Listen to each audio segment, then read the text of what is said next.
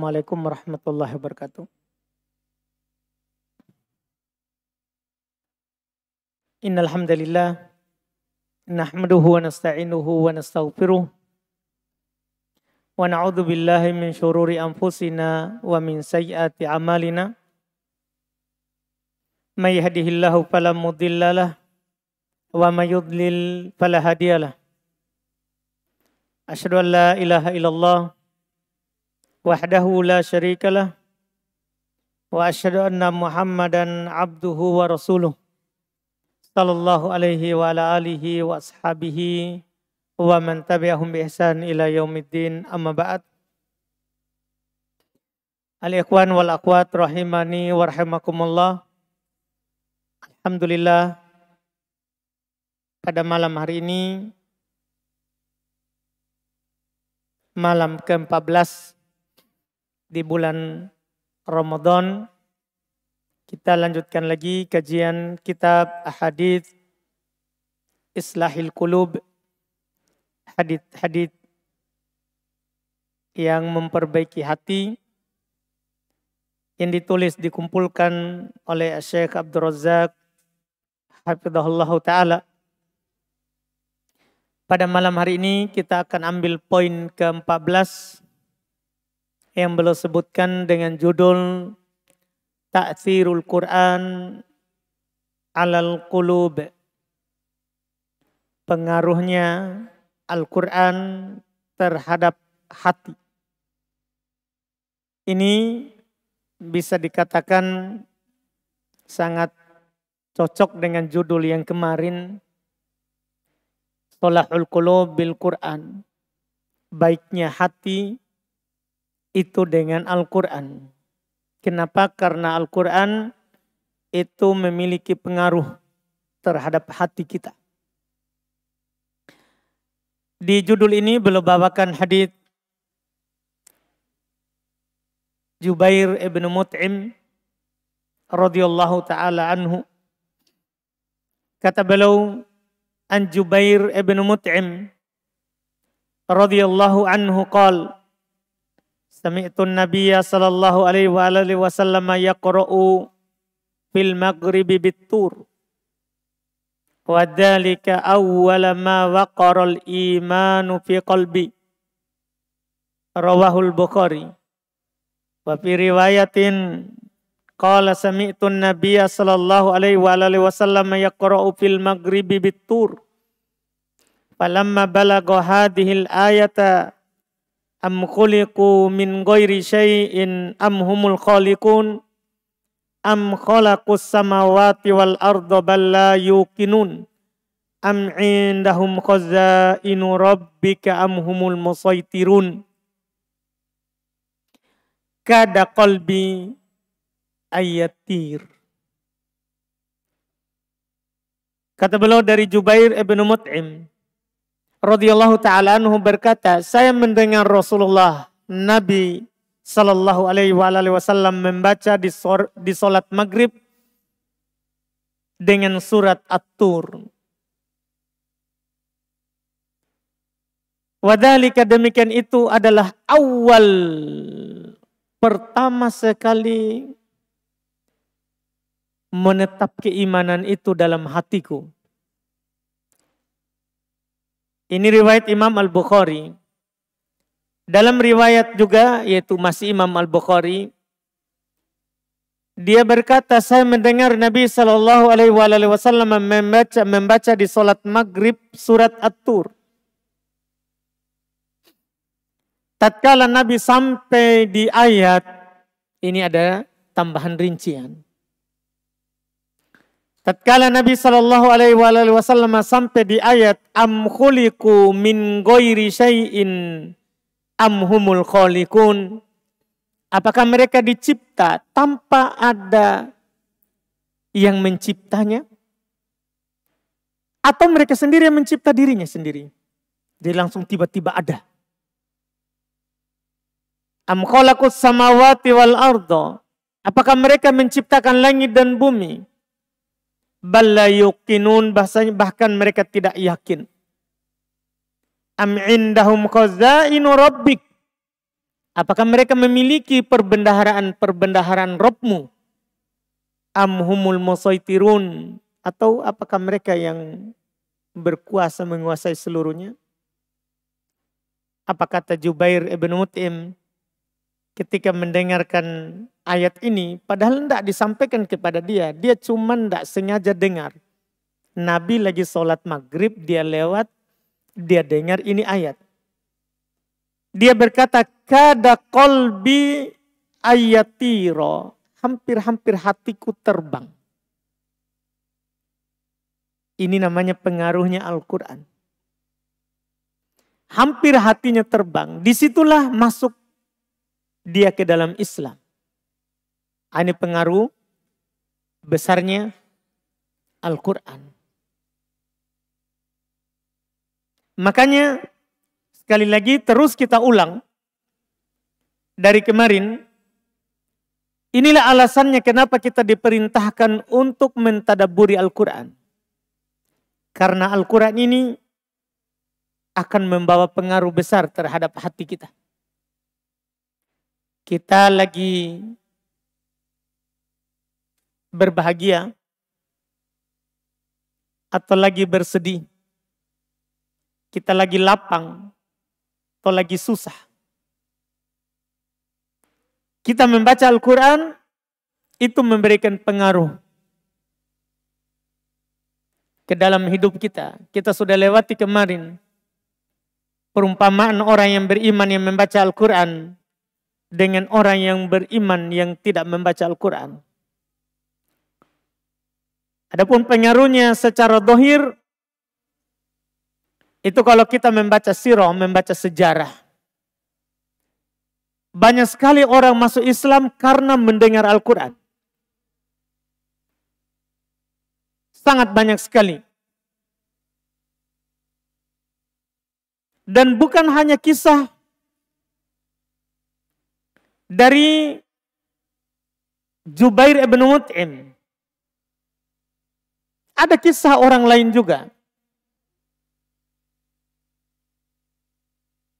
Ada kisah dari seorang sahabat Nabi Sallallahu Alaihi Wasallam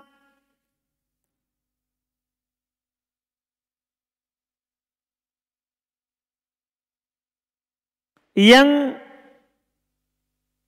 sekedar mendengarkan Al-Quran, dia langsung masuk ke dalam Islam. Ada kisah Utbah ibn Rabi'ah. Dia mendengar Nabi SAW membaca ayat-ayat dalam surat Fussilat.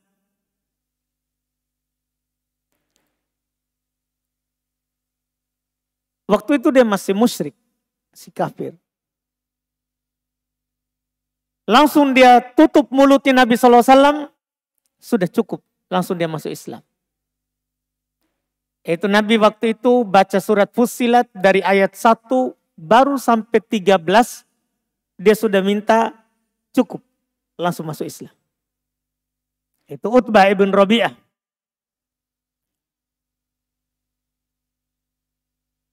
Ada juga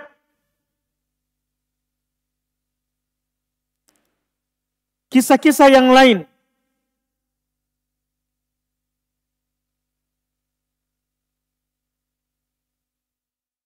Seperti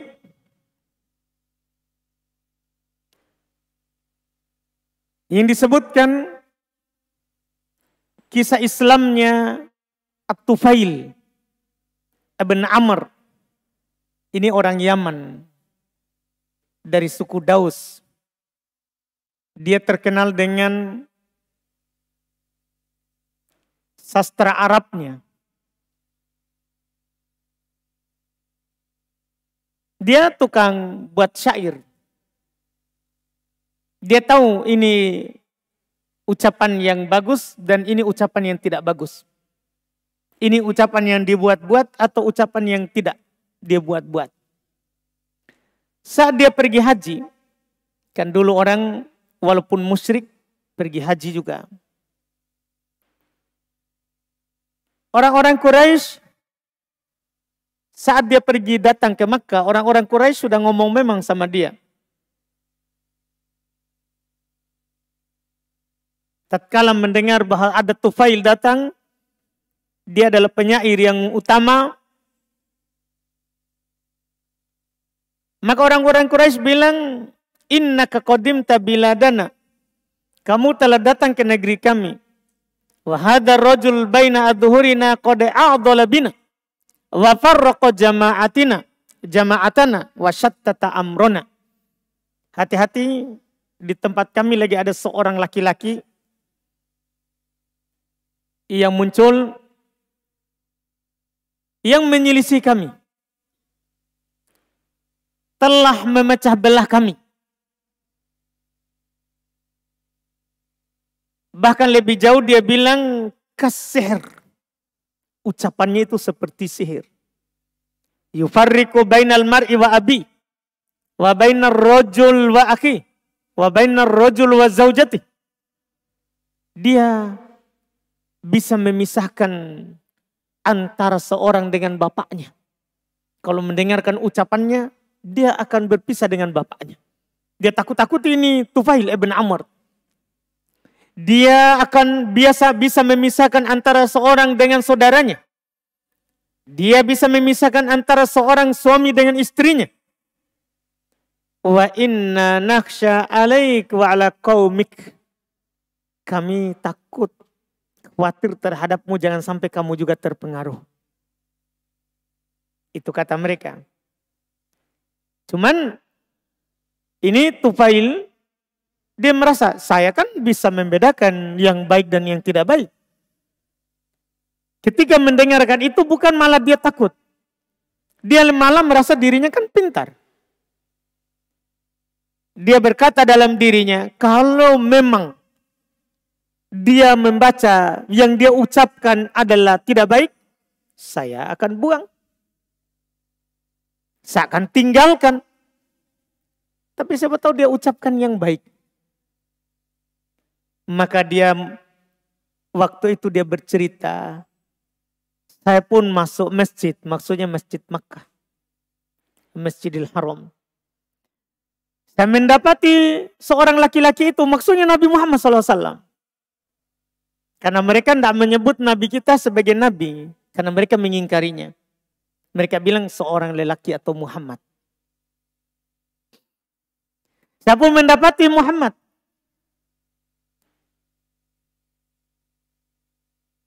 Waktu itu dia lagi sholat. Saya pun mendekat kepadanya. Mencuri dengar apa yang dia baca.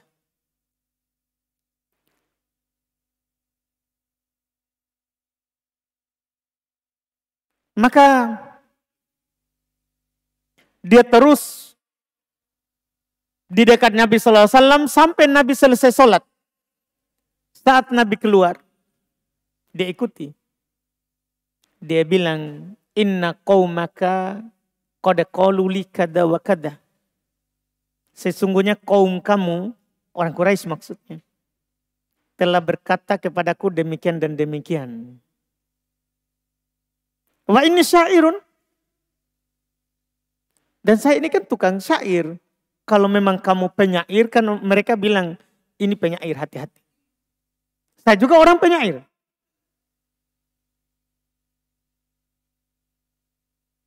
Fasma' ma'akul. Maka dia bilang, coba dengarkan apa yang saya katakan. Maksudnya coba kita bandingkan syairnya. Dengarkan dulu yang saya ngomong, baru nanti saya akan dengar yang kamu ucapkan. Kata Nabi, Nabi layani. Qala Nabi hat. Ayo, ucapkan. Nabi dengarkan. Mulai dia berucap. Setelah selesai Nabi mendengarkannya, maka Nabi berkata kepadanya, wa naqul fasma, sekarang giliran saya. Coba kamu dengar. Maka Nabi mulailah membaca a'udzu billahi minasyaitonir rajim.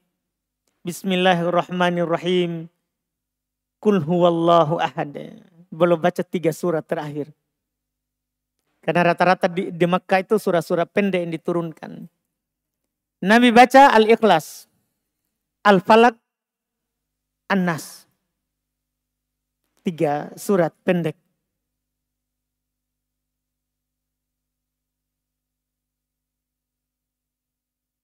Dia bilang, apa komentarnya? Wallahi ma sami'tu qawlan qad ahsana minhu. Dia langsung bersumpah, demi Allah, saya tidak pernah mendengar kalimat ucapan yang lebih bagus daripada yang dia ucapkan. Bayangkan pengaruhnya Quran. Dan disitulah langsung dia mau masuk Islam. Dia masuk Islam dan dia ingin berteriak di luar, di orang kafir, orang-orang musyrik, mengumumkan Islamnya. Cuman Nabi tahan dulu, jangan. Kamu pulang saja ke kaummu, kamu ajak orang. Karena kalau di sini permusuhan masih tinggi. Nah, ini pengaruh Quran. Baru 3 surat tadi itu. Iya. Ini Tufail ibn Amr Ad-Dawsi radhiyallahu taala anhu. Dan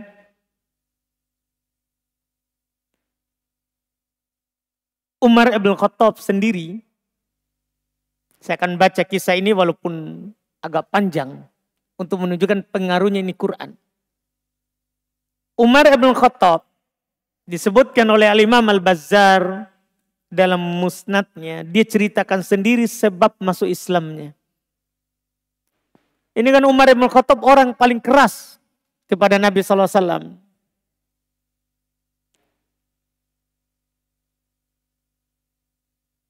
Jadi dia bercerita, dinukil oleh Zaid, oleh Usama ibn Zaid.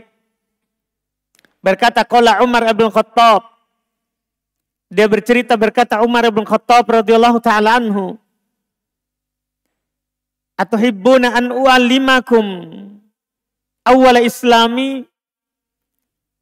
Mau nggak kalian saya ceritakan awal saya masuk Islam? Apa kisahnya? Menunjukkan boleh kita bercerita kalau itu hal baik. Iya. Hal yang membuat juga orang itu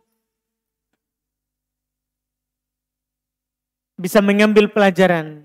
Karena kadang dalam kisah itu ada pelajaran yang orang lain bisa ambil.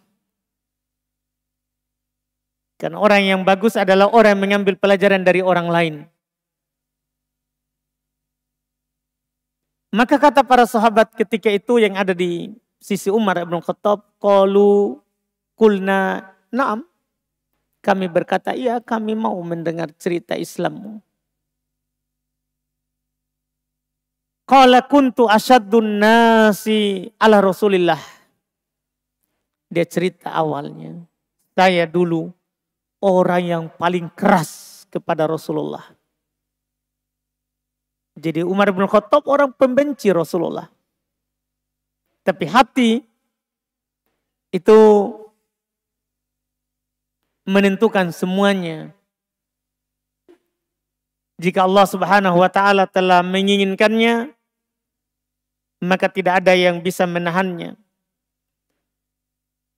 Fa baina ana fi yaumin syadidil har fi ba'di turuq Makkah. Maka pada suatu ketika, waktu itu lagi musim panas, saya lagi berada di jalan Makkah. Kita tahulah Makkah kalau musim panasnya itu panas sekali. Idra'ani rajulun min Quraisy. Ada seorang laki-laki dari Quraisy melihat saya. Faqala aina tadhhab ya ibn al-Khattab. Dia berkata, mau kemana kamu wahai ibn al-Khattab? Qultu uridu hadar rajul. Saya mau mencari orang itu. Maksudnya Muhammad. Dia orang yang paling keras. Selalu menyakiti mencari Rasulullah SAW untuk menghalanginya. Faqala, maka orang itu malah berkata kepada Umar bin Khattab, ya Ibn al-Khattab, qad dakhala alaika hadzal amr fi manzilik.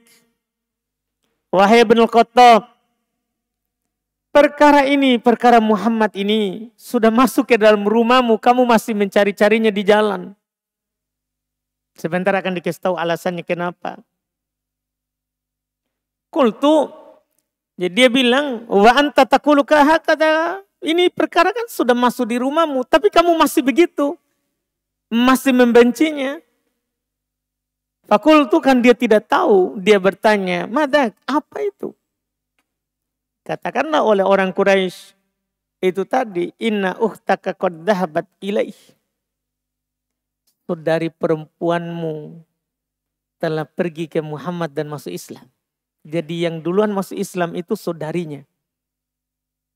Disinilah marah besar dia.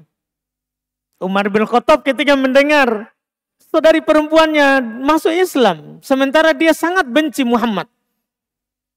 Oh, marah besar. Maka dia bercerita, faraja'tu muqtadiban hatta qara'tu 'alaihi al-bab.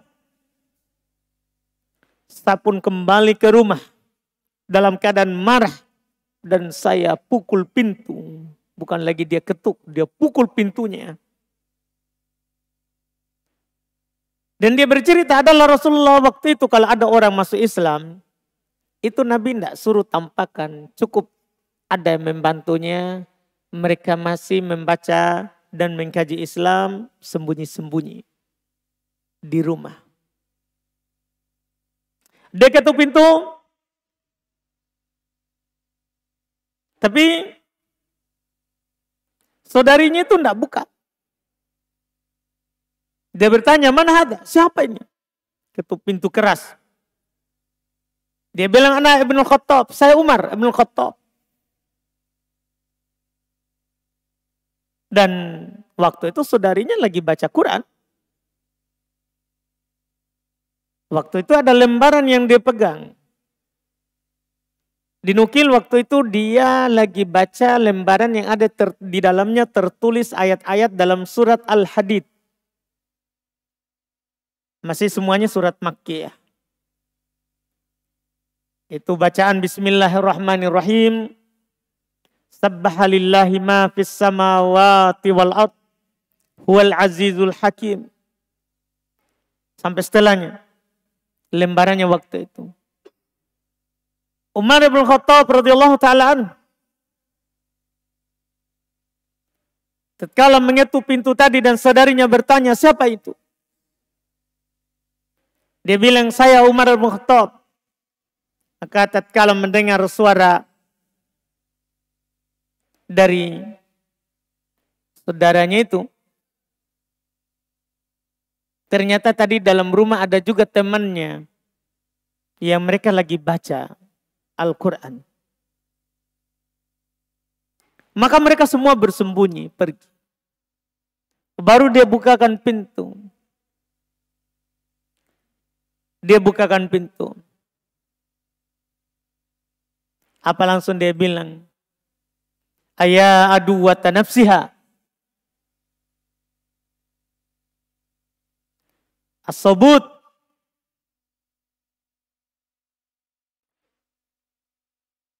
Wahai musuh dirinya. Maksudnya dia bilang ke saudarinya. Dia marahi saudarinya. Apakah kamu telah gila? Kamu telah kerasukan?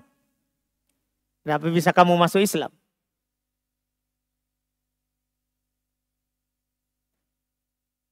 Terus dia bilang, wa arfa'u syai'an. Diambil sesuatu. Fa'adribu bi'ala ra'siha. Ingin memukulkan kepalanya. Tapi namanya perempuan, Umar bin Khattab bilang, saudariku itu nangis. Dan berkata, ini yang membuat dia mulai terpengaruh. Saudarinya itu bilang, Isna' ma kunta sani'an faqad aslamtu. Silakan lakukan apa yang kamu inginkan. Saya sudah masuk Islam.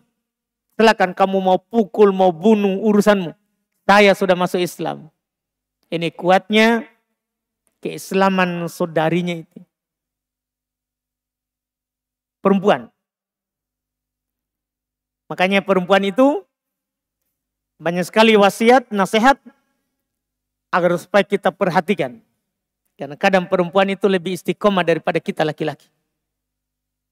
Karena mereka perempuan kalau pegang sesuatu susah berubah.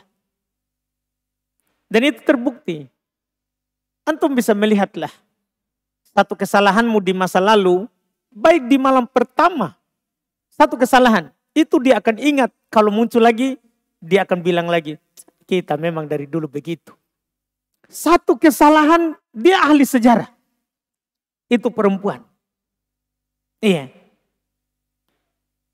Makanya jangan sepelekan perempuan. Ajarkan kepadanya kebaikan, dia lebih bisa istiqomah daripada kita. Laki-laki.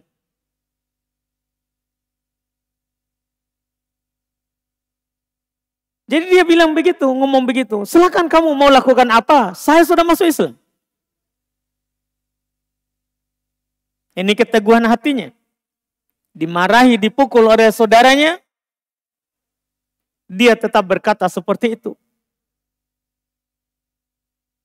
Karena mendengar seperti itu, dia mengalah. Fadhahabtu fajalastu ala sarir. Saya pergi dari memukulnya itu tadi, duduk di tempat tidur, di tikar. Disinilah dia mendapatkan lembaran-lembaran tadi yang ditinggalkan oleh mereka yang lagi baca tadi. Dia berkata, Umar ibn Khattab, fa'idha bisohifatin wasatal bab. Maka ternyata ada lembaran-lembaran di tengah pintu itu.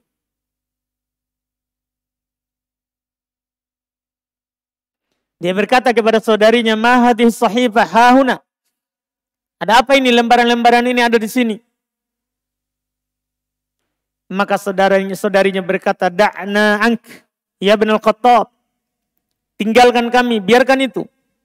Wahai ibn al-Khattab, fa innaka la taktasil minal janabah. Kamu belum mandi dari junub. Wala tatatahhar, kamu tidak suci. Wa hadza la yamassuhu illal mutahharun. Ini tidak boleh menyentuhnya kecuali yang suci. Tidak boleh orang kafir menyentuhnya. Itu kata saudarinya. Tapi ini kan jadi sebab hidayah. Dia tidak mengalah. Umar berkata, famaziltu biha hatta a'tatniha. Maka saya terus memaksanya sampai dia memberikannya. Artinya diambil dengan paksa. Sampai diambil.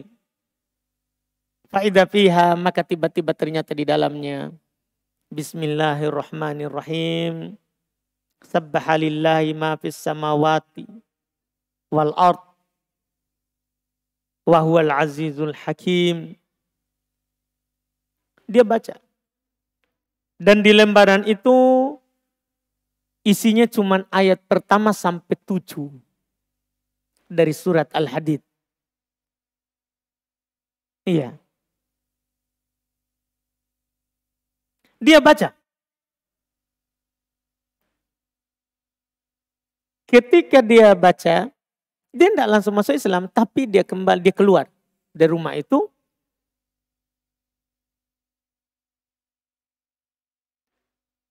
Setiap dia baca ulang, dia ingat kembali.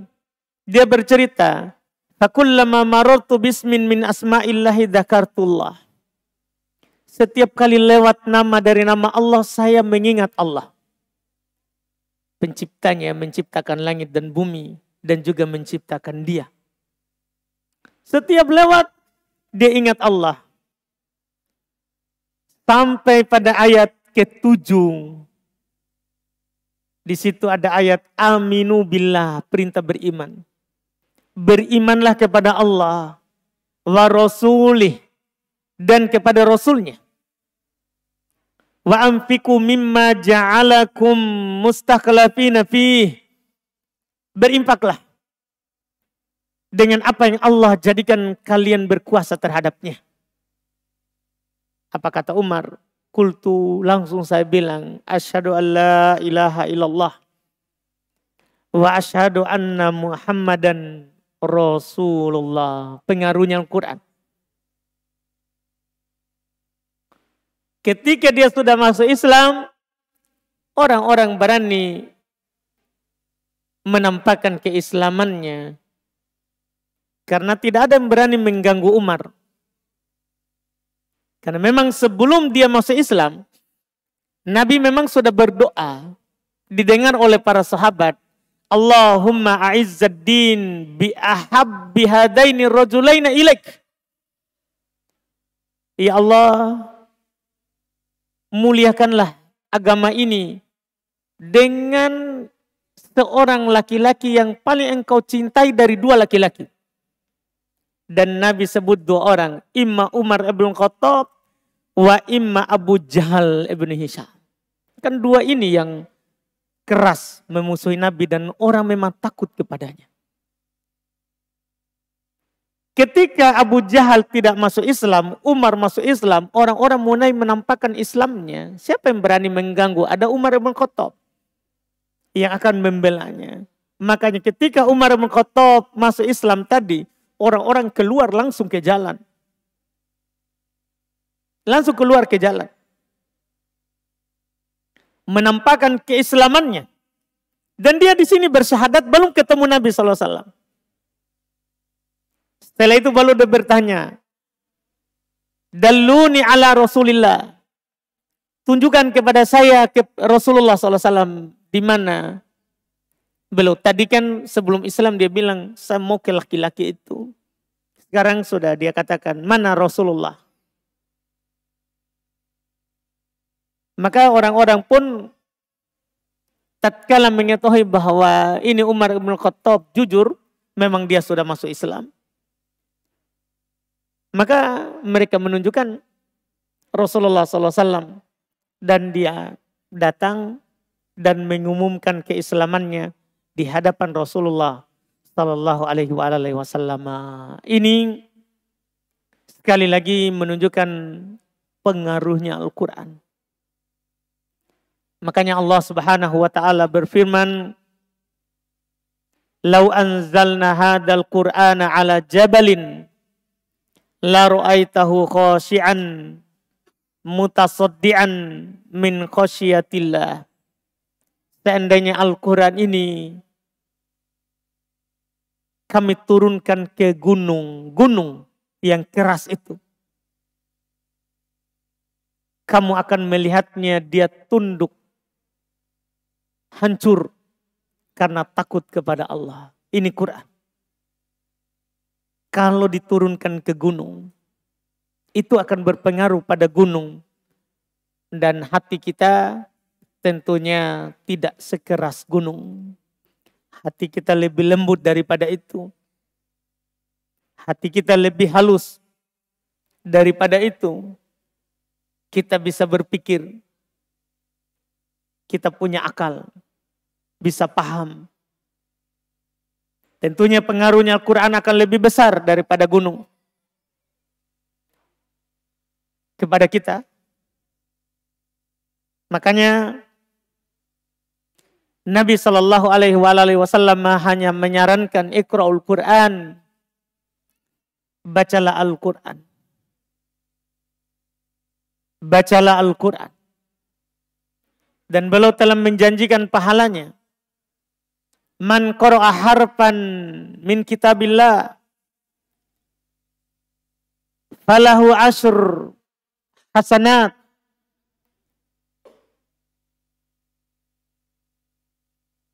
Siapa yang membaca satu huruf dari Al-Quran, maka baginya setiap satu huruf itu 10 kebaikan.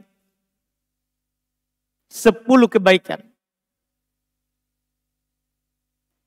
Dan Nabi jelaskan wala aqul alif lam mim harf. Dan saya tidak berkata alif lam mim itu satu huruf.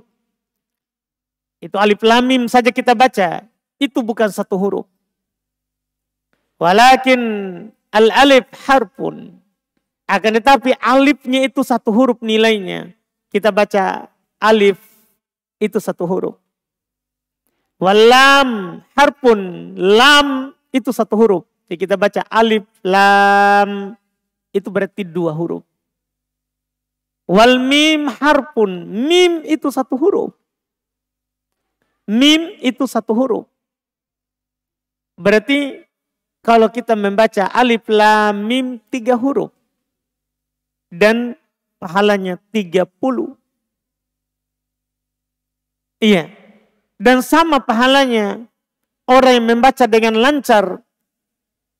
Demikian pula orang yang membaca dengan tersendat-sendat. Dalam setiap hurufnya. Sama. Kita mau membaca pelan. Terbata-bata. Atau kita bacanya lancar. Pahalanya setiap huruf itu dapat 10. Ini pahalanya. Kalau kita berbicara pengaruhnya dalam hidup, tentunya lebih besar daripada itu. Tentunya lebih utama daripada itu. Makanya sekali lagi, sangat banyak anjuran dari Nabi kita Muhammad sallallahu alaihi wasallam supaya kita membaca yang namanya Al-Quran. Ini semoga bermanfaat. Kita cukupkan. InsyaAllah kita lanjut lagi besok di malam ke-15. Poin ke-15 yang belum sebutkan setelahnya. Kita cukupkan dulu. Kalau ada pertanyaan, tafadhalu. Silakan.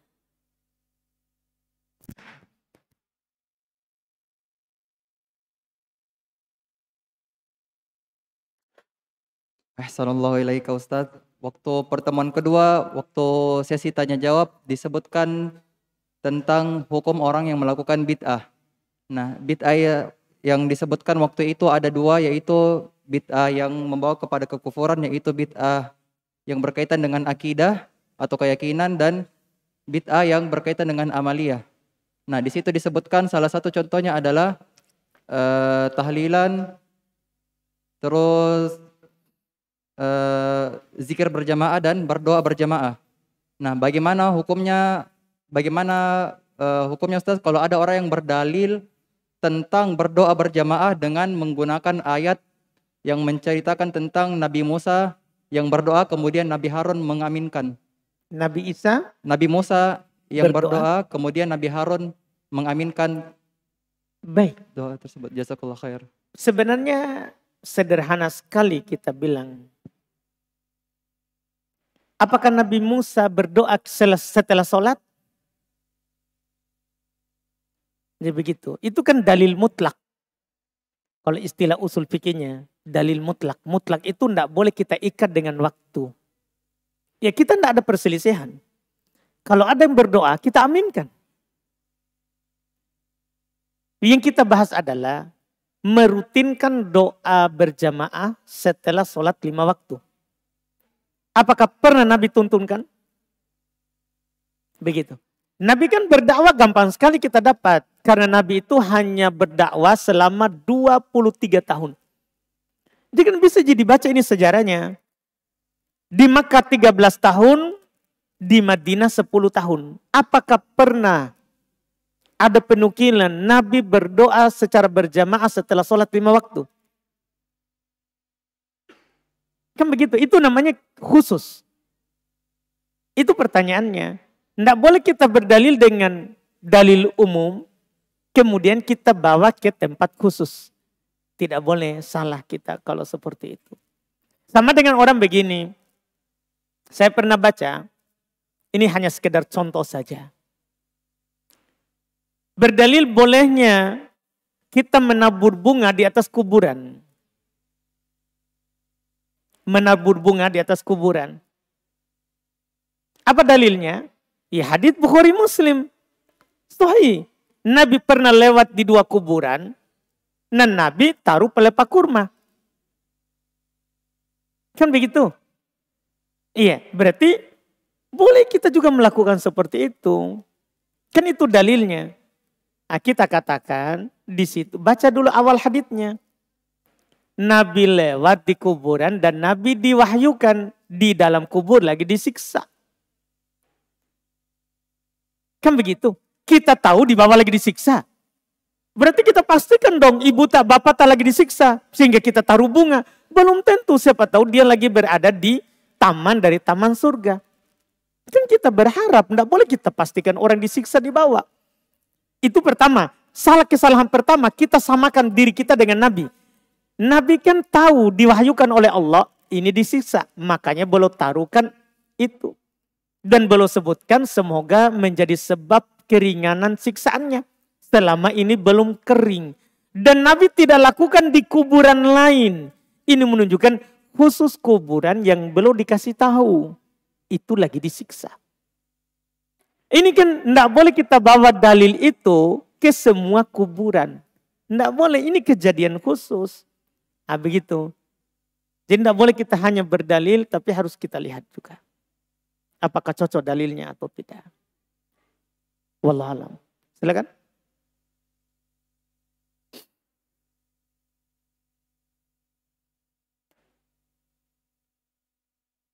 Bismillah. Assalamualaikum warahmatullahi wabarakatuh. Saya punya 2 pertanyaan Ustadz. Yang pertama, sempat disinggung tadi Ustadz bahwasanya seseorang yang ketika membaca Al-Quran baik lancar maupun terbata-bata akan tetap mendapatkan 10 kebaikan. Yang saya mau tanyakan Ustadz, di mana di bulan Ramadan ini, yang mana lebih utama bagi seorang hamba? Yaitu apakah dia harus memperbaiki bacaan tahsin Al-Qurannya, ataukah memburu hataman Al-Qurannya? Kemudian pertanyaan kedua Ustadz. Atau apa? Memburu hataman Al-Qurannya Ustadz. Kemudian yang kedua Ustadz, seseorang yang menjadikan hafalan Al-Quran sebagai mahar, apakah wajib mengajarkan hafalannya itu kepada calon istrinya atau tidak? Syukran Ustadz. Assalamualaikum warahmatullahi wabarakatuh. Baik. Jadi yang pertama tadi, apakah seorang yang baca Qurannya belum lancar, dia buru khotamnya atau dia belajar cara baca Quran? Maka tentunya kita katakan harus dahulukan yang wajib daripada yang sunnah. Mengkhotamkan Quran itu sunnah. Tapi belajar cara baca Quran wajib bagi setiap muslim dan muslimah. Tidak boleh kita buru sunnah, kita tinggalkan yang wajib. Salah. Kita harus kedepankan yang wajib, baru kita melakukan yang sunnah. Jadi kita wajib belajar dulu cara baca Quran. Nah kalau cara belajar Quran itu kita belajar dalam sehari, ya sisanya tidak apa-apa kita gunakan untuk baca Quran. Karena kan untuk baca Al-Quran itu boleh baca walaupun kita tidak mahir. Atau belum mahir. Boleh. Boleh, tidak apa-apa. Bukan alasan kita tidak baca Quran karena kita belum mahir. Tidak boleh. Kita boleh tetap baca Quran walaupun kita belum mahir. Belum lancar. Dibolehkan sambil kita belajar. Sambil kita belajar. Itu wallahualam. Untuk pertanyaan kedua. Pertanyaan pertama sebenarnya awal dari pertanyaan harusnya boleh nggak seorang itu menjadikan Quran sebagai mahar? Itu saja dulu sebelum kalau jadikan mahar harus diajarkan atau tidak. Iya. Kalau tidak ada yang lain. Jadi Quran itu akhir daripada sesuatu. Tidak boleh kita dari awal langsung maharnya Quran. Maksudnya hafalan. Quran atau mushaf, tidak. Iya. Karena tidak boleh kita menukar kalam Allah pada dasarnya dengan dunia. Perempuan kan dunia. Perempuan itu dunia. Makanya ketika seorang sahabat mau menikah dengan seorang perempuan, Nabi memerintahkannya untuk cari mahar.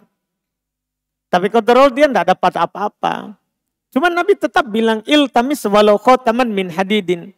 Cari walaupun cincin dari besi. Jadi dia tidak punya apa-apa, tapi Nabi tetap bilang dulu, cari walaupun cincin dari besi, dia sudah cari putar keliling, tidak dapat juga. Tidak dapat juga walaupun cincin dari besi.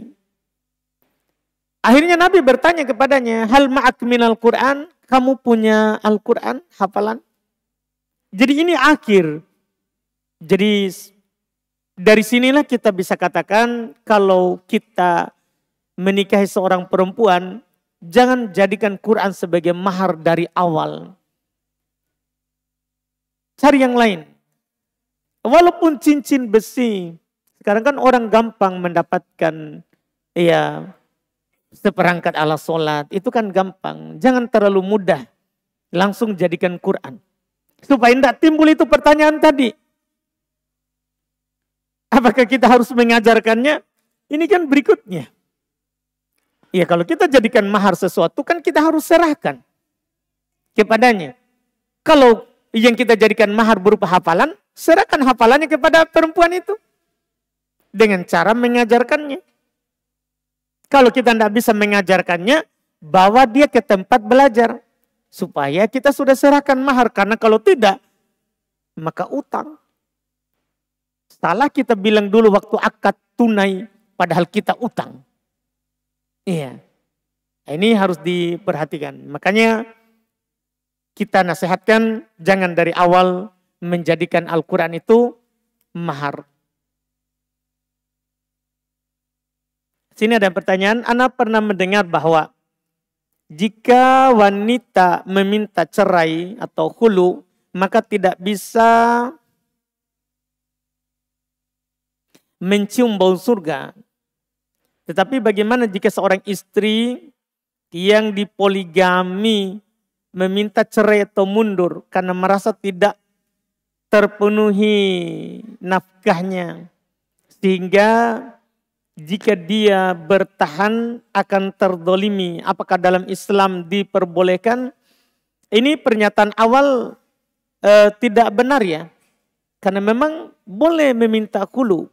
Masa tidak mencium bau surga? Kalau minta cerai tidak ada apa-apa, itu baru masalah. Suaminya baik, bagus, baik, dia penuhi semuanya, terus dia minta pisah. Ini yang masalah. Adapun dia punya alasan, akan membahayakan agamanya misalnya, akan membahayakan akalnya misalnya, akan membahayakan misalnya hartanya, akan membahayakan misalnya kehormatannya, boleh dia minta cerai. Tidak boleh kita bilang tidak mencium bau surga. Karena boleh kalau hal yang membuatnya berbahaya. Iya, dibolehkan. Hal tersebut. Cuman kalau tidak, kita tetap juga katakan kalau tidak ada berbahaya, membahayakan tadi itu yang kita sebutkan, tidak membahayakan agamanya, tidak membahayakan kehormatannya, tidak membahayakan agama dirinya, tidak membahayakan hartanya, dia bersabar bertahan itu lebih bagus. Karena juga orang kalau sudah cerai dari suami juga agak susah juga untuk mendapatkan suami yang hanya satu juga istrinya. Orang juga cari janda untuk dijadikan yang kedua. Kebanyakan orang. Walaupun tidak mutlak. Banyak juga di sana orang menikah sama janda tapi tetap satu. Jadi intinya kita pikirkan hal tersebut. Apakah ada bahaya atau tidak bagi diri kita, wallahu alam. Silakan, Syada. Silakan.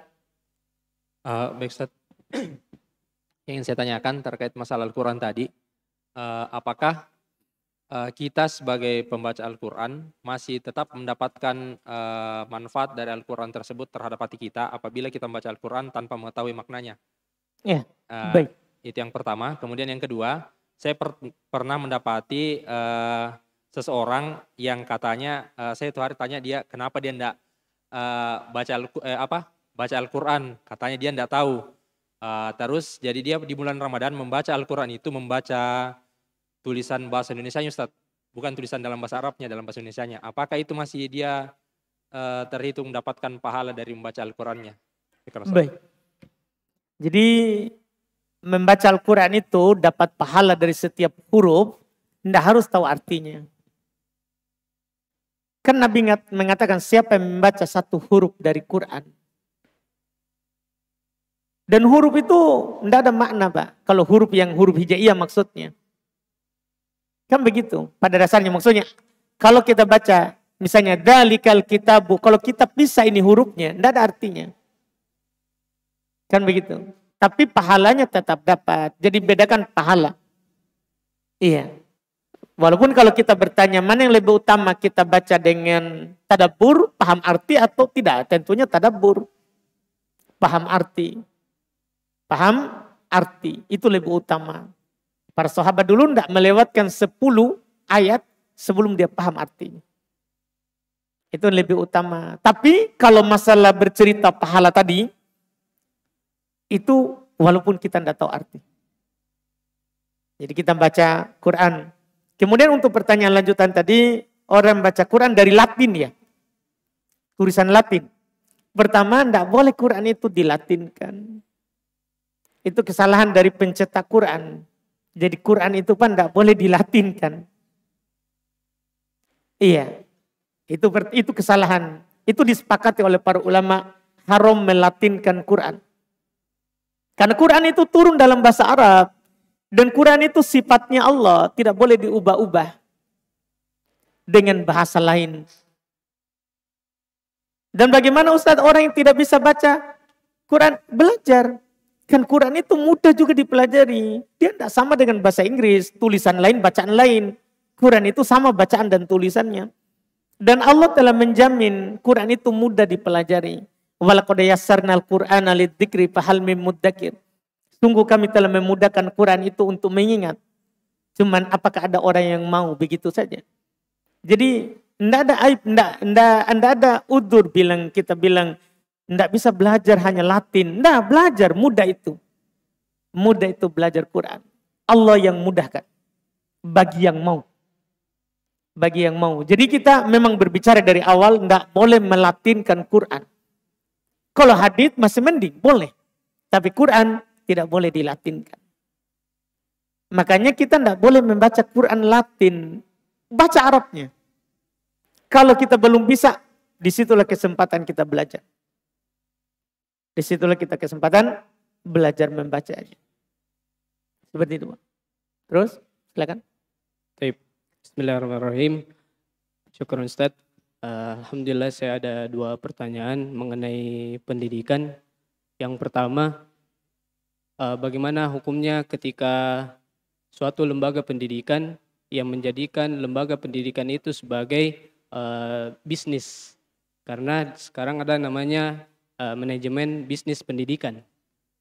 Nah, yang profitnya itu dijadikan sebagai biaya operasional dan masuk untuk biaya jasa dari pengelola suatu yayasan. Yang kedua, manakah yang terbaik? Itu yang pertama kembali ke pemerintah ya. Itu kan urusan pemerintah yang kasih izin. Yes, Ustaz. Iya. Jadi maksudnya itu kembali ke pemerintah, bukan ke Ustadz. Oh, Ustaz.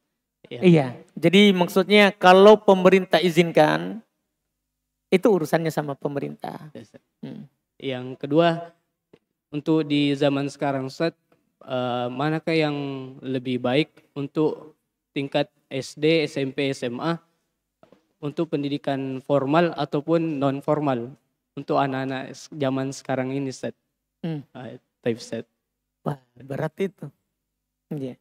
Karena masing-masing orang tua kan punya pandangan, punya ini. Tidak semua orang kan belajar. Kalau saya kan bilang, tidak usah kamu sekolah, yang penting kamu bisa agama, selesai aman kita punya amalan. Kan begitu, tapi kan tidak semua orang seperti kita. Ada sana orang masih kurang pemahaman agamanya, masih mengkhawatirkan rezeki dari anaknya. Jadi kadang dia bilang kalau kamu tidak sekolah formal, nanti kamu mau kerja apa? Kan begitu Pak. Maksudnya kita tidak bisa berbicara umum tentang hal itu. Karena semua orang beda-beda tingkatan dalam keyakinannya kepada Allah. Karena kadang sebagian orang bersandar kepada sebab, bukan yang menyebabkan. Antum paham kan? Kadang orang bersandar kepada sebabnya rezeki. Iya kan? Tidak terlalu kuat bersandar kepada yang menyebabkan itu rezeki datang. Yaitu Allah. Ya, kalau orang yang kuat dalam keyakinannya, dia yakin rezeki itu kan dari langit, bukan di bumi. Wa fis sama'i rizqukum. Rezeki kalian itu di langit turunnya. Rezeki itu bukan di bumi. Iya, tapi diatur oleh yang ada di atas langit. Dan rezeki dari Allah itu akan turun kepada orang yang punya titel dan orang yang tidak punya titel. Orang yang sekolah dapat rezeki, orang yang tidak sekolah juga dapat rezeki. Kan begitu. Semuanya dapat rezeki. Tapi kan itu tadi kembali ke setiap orang. Kita kan tidak bisa paksa orang. Tidak bisa kita pergi datangi setiap orang. Ah, masa kau sudah belajar begitu kasih masuk anakmu sekolah. Tidak kuatnya tauhidmu. Tidak. Bisa saja karena kuat tauhidnya juga dia begitu. Dia mencari sebab. Kan bisa saja begitu. Jadi dalam hal itu kita tidak bisa menghukumi orang. Wallahualam. Bismillah, Ustaz. Apa pendapat yang paling sahih dalam syariat dalam memandang anjing? Apakah anjing itu najis atau suci? Karena yang saya dengar pendapat beberapa ulama ada yang memandang anjing adalah suci dengan berdalilkan beberapa dalil yang hadis yang sahih. Syukran, Ustaz. Baik. Pertama, anjing ya. Tentang di anjing itu dibicarakan oleh para ulama kita dua bagian. Pertama, air liurnya, jilatannya. Tidak ada silang pendapat jilatan anjing, air liurnya itu najis. Jadi makanya dalam syariat kita kalau dia jilat, karena najisnya itu dia najis berat. Makanya disuruh cuci 7 kali. Yang pertama dicampur dengan tanah. Karena najisnya itu air liurnya anjing. Kemudian yang kedua yang mereka bicarakan adalah badannya. Apakah badannya anjing itu najis? Nah, ini terbagi dua ulama madhab. Ada yang mengatakan najis berdalil air liurnya saja najis. Maka demikian pula seluruh yang keluar dari badannya dan badannya, keringatnya anjing najis. Begitu kencingnya anjing najis. Semua yang keluar dari badannya anjing juga najis. Karena air liurnya najis. Nah, ulama lain lagi bilang tidak, air liurnya saja yang najis. Badannya tidak najis. Badannya tidak najis. Apa dalilnya? Dulu di masa Nabi SAW, masjid itu tidak ada pintunya. Sehingga kadang lewat anjing. Dan tidak diperintahkan untuk dicuci. Yang disuruh dicuci adalah jilatannya. Kalau dia menjilat. Badannya tidak. Ini menunjukkan, kata mereka, berarti badannya tidak najis. Kita tidak bicara halal haram ya. Kalau haramnya anjing, itu tidak ada perselisihan. Cuman najis enggak badannya? Kan enggak semua yang najis, enggak semua yang haram najis. Tapi kalau najis pasti haram. Kan begitu. Nah, dari dua pendapat ini mana yang kuat? Kan begitu saja. Maka kebanyakan ulama memilih yang kuat pendapat kedua. Karena memang Nabi hanya menyebutkan jilatannya, tidak badannya. Tidak badannya. Seperti itu. Itu wallahualam.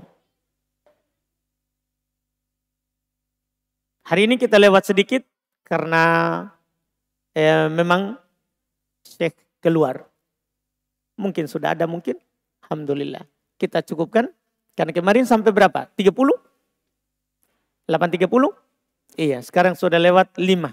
Alhamdulillah. Kita cukupkan dulu. Semoga bermanfaat. InsyaAllah kita lanjut lagi di pertemuan kita besok. Subhanakallahumma hamdik. Asyhadu an la ilaha illa anta astaghfiruka wa atubu ilaik. Assalamualaikum warahmatullahi wabarakatuh.